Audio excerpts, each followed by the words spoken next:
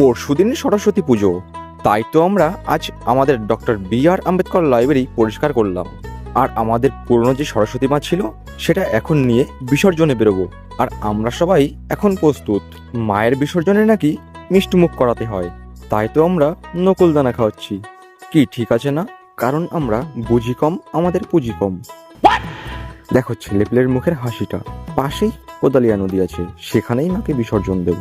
আর ছেলেপেলে তো নাচে মত্ত হয়ে গেছে। আমরা এখন মাকে বিসর্জন দেব। কোনো ভুল ত্রুটি হলে ক্ষমার দৃষ্টিতে দেখবেন।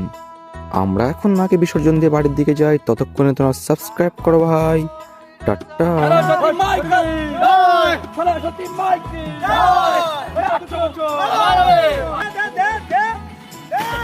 এই তো মা গেছে জল দে ভিতর জল দে ভিতর